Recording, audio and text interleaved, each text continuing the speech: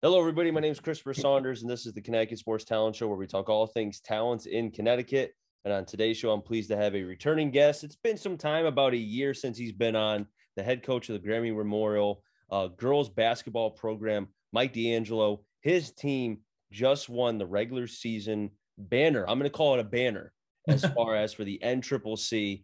Congratulations. First time ever in program history. Yeah, thank you. It was a remarkable night. The kids made history. The first one ever in school history. Like we talked about, a lot of the kids have won banners and championships in other sports, but never in girls basketball. So it was quite an honor. It's a privilege to be a part of it, and I couldn't be happier for my girls. It's great to be able to see that, coach, because I think, like you and I were just talking about, it's never happened in program history. And now, like you said, when these young ladies come back from college or when they have their own families and they just want to come watch a game every time, and they could show their kids and say, hey, whoever, we did that, Yeah. we accomplished that, and that cannot be taken away. Yeah. I mean, honestly, I'll be honest, it gives me chills just thinking about it for them, not for me. I've been through the fire before, but for these kids, like, even when they're kids, if they come back to town and they play basketball at Granby, they can be like, that was my mom's team. It it's a sense of pride for me as a coach to see them buy in, to believe that they can do it and accomplish what they set out to do.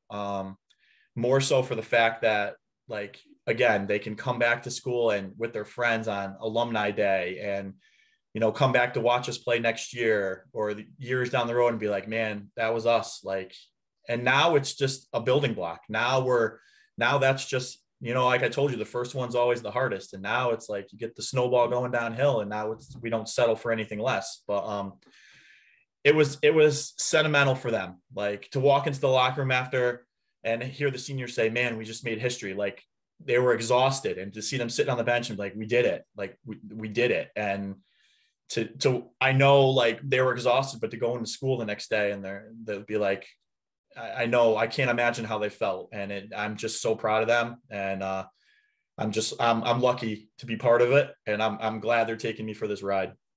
Coach, I kind of want to go back a little bit to the beginning of the season, or even more so the preseason, because I know, and I talk to you regularly because I would love to be able to broadcast a Granby game. Yeah. I had a hard time being able to get to that. Hopefully there's a point maybe in the state tournament. That would be fantastic, because you have Seymour and you have Holy Cross there. Yep. There's a potential there that we could broadcast it, but that's down the line. Now, when you scrimmaged Torrington, you texted me after that game and said, hey, there's something special going on here. And I was like, okay, I mean, hey, it's one game, let's see. But then you texted me again after the next game and said, hey, there's something there. And I said, okay, one time, okay, two, fool me once, shame on me, fool me twice. Like that saying, this team looked like, according to what you said, that preseason was the beginning, you could say, of what was such a fantastic regular season for this team. Absolutely. And I believe after our first practice, I said to my coaches, I'm like, man, if the chips fall, this could be special for us. And the best part is the kids believed it. Like our saying, all in every day. Like, we've been working since the summer for this, lifting and agility. And we started our own AAU team through the town just so the kids could play together. And it was coached by a parent. We were in a fall league. Like, it's been amazing what they've accomplished. It really has. And the great thing is, like, it's been building. It's developed. Like, they've done this for 2.5 years, going back to last year. And those scrimmages that we had that I texted you, I'm like, the way they played together, it's like, you could see it. And then, like, to watch those kids bond together, to watch them grow up together, and to watch them, just develop it's been a privilege. And I really, truly believe we have something special, not just this year, but building for the continued future. And I'm so happy to be a part of it. When I think of teams and, having such what is a special season, and I think for Granby, this should be categorized as a special season because 100%. You're accomplishing so much as far as you win the regular season, championship, you win the banner, And now, but hey, it's not done yet. You and I were just talking about that. There's still plenty left in the tank because you want to be able to win the NCCC tournament championship and then make a run as far as the Class M is concerned. When I think of a team having, like I said, a great season, a lot of things have to go in that direction, in your way, to kind of have that being accomplished. You and I were just discussing how while you do have a players that could score many, many points, it seems like the success of the team is when you have 12 here, 10 here, maybe 9, like it's sprinkled around. Everybody contributes. It sounds like it's a full team effort. Yeah, absolutely. I mean, and that's the best part of my team. I told you before, some of them are too unselfish, and that's as a coach, that's a great thing. Like, we're the best when everyone's part of it. Everyone buys in. Everyone's doing all the little things. Like the other night at Summers, I'm at our place for Summers. We won that game because kids were diving on the floor. Kid take a charge. It's not about points, and that's the great thing about this team. It's about all the little things. Like, I got kids that'll run through a wall for each other. And that, as a coach, I mean, that's a blessing. Like I said, the other night with 4 seconds left, we missed a free throw up 2. I had a kid fly and dive on the floor to save our possession and save the game. Like, you can't coach that. Like, that's instinctual stuff. That's heart. Like, as a coach, like, I'll take that any day of the week. Like, I mean, that's just something every coach dreams about. And this group, the way they work together, the way they fight for each other, I mean, that's just their mentality, is like, they don't get too high, they don't get too low, they stay right here and they fight till the very end. Like, in the last time out the other night, like, I'm like, look at me, everyone make eye contact. There's no play to draw up at that point. Like, believe what you're going to do, believe in each other. And during free throws, they huddle up and get together. It's all those little moments that contribute to a bigger moment. Like, they laugh at me when I say one person falls, there better be 4 of you sprinting to pick her up, because you don't understand that. You don't understand that culture. Like, that builds something, that builds trust, that, you know what, if I get beat behind me, my teammate's going to be there. And that's the kind of group I have. And it's every coach's dream. And I'm just lucky enough this year to have it. And I don't want the ride to ever end, to be honest. I want it to end March 19th at Mohegan Sun. That's when I want it to end. With the music being played, "We Are the Champions." Why I'm on top of that damn ladder, cutting it down. And dude, I would love to see that. I hope I'm there broadcasting the game. That'd be even better. But coach, I think, when I look at your team and the players, and, one in particular, and maybe I'm biased because she was on here and I had her as one of the top performance of the week. Your point guard, Alyssa, and she's fantastic. She was a great interview. To me, and you talked about the even keeledness, everybody kind of not being too high or too low.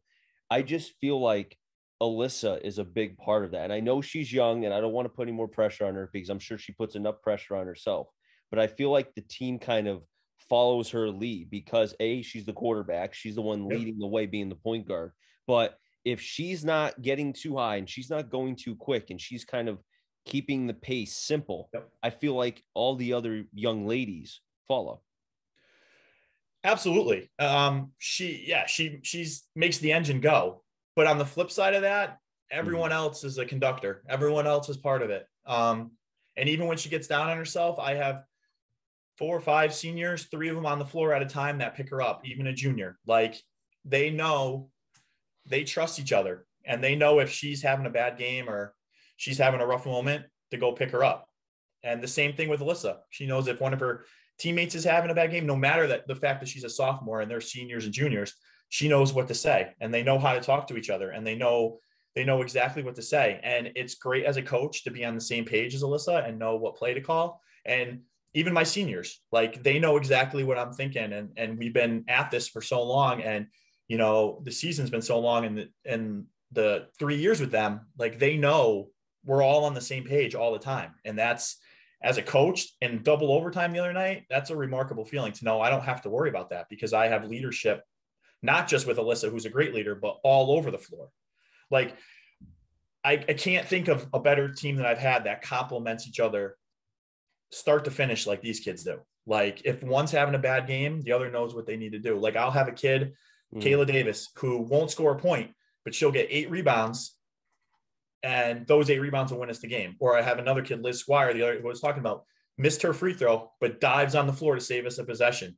Or Savannah and Fem, who do every little thing possible to keep us in every game, or, you know, and then Alyssa is just the straw that stirs the drink, right? You know, it's been remarkable. Like, I mean, I think Savannah is our best overall player because she's been through the fire in every sport she's played, and she's strong and she's athletic, and she's a natural born leader. But I have a kid like Fem Jansen, who's just a pure shooter. Like, and I have Alyssa, who's just boom, boom, boom, hitting them, but can also get 15 to 17 to 19 when she needs to, but can also score 6 and dish out 12 assists, you know? So it's like, it's a pick your poison kind of thing. And that's what I love about my team. And it's been amazing.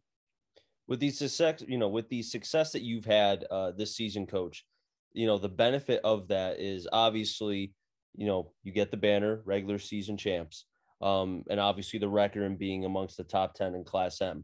Another thing too is that you are now awarded an opportunity to be able to rest, because you had, after your last game, which you play in a couple days, then you don't play again until Saturday. And you were telling me kind of like how, you know, I picture football after a game, everybody's in ice. Well, your team, I think you told me they were all had at least a couple bags of ice on their knees, their elbows, etc. So I think because sometimes having too much time off is a bad thing.